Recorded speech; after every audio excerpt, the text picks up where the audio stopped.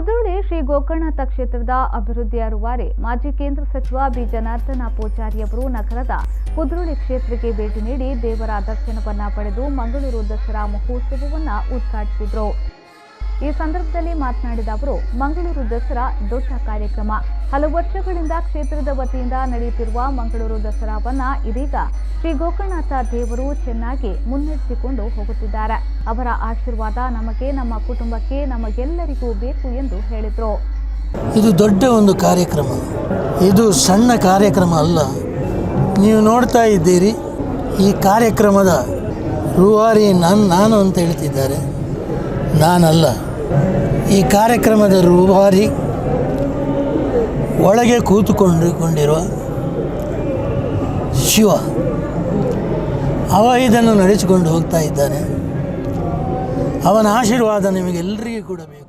ಪ್ರಸ್ತುತ ಕೋವಿಡ್ ಸೋಂಕು ಜಗತ್ತಿನಾದ್ಯಂತ ಹರಡಿದ್ದು, ಸೋಂಕು ನಿಯಂತ್ರಿಸಲು ಸರ್ಕಾರ ಕೆಲವೊಂದು ಕಟ್ಟುನಿಟ್ಟಿನ ನಿಯಮಗಳನ್ನು ರೂಪಿಸಿದೆ. ಸರ್ಕಾರದ ನಿಯಮಗಳಿಗೆ ನಾವೆಲ್ಲರೂ ಸ್ಪಂದಿಸಬೇಕು.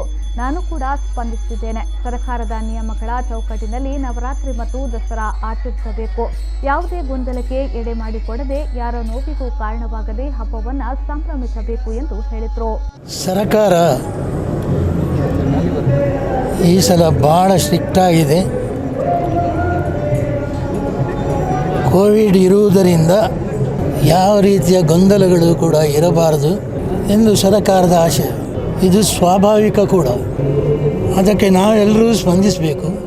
ಅದರಲ್ಲಿ ಕೂಡ ಆಡಳಿತ ಸಮಿತಿ ಅವರ ಹತ್ರ ನಾನು ವಿಜ್ಞಾಪನೆ ಮಾಡಿಕೊಡೋದು, ಯಾವ ರೀತಿಯ ಗೊಂದಲಗಳಿಗೆ ಕೂಡ ಆಸ್ಪದ ನೀಡದೆ ನೀವೆಲ್ಲರೂ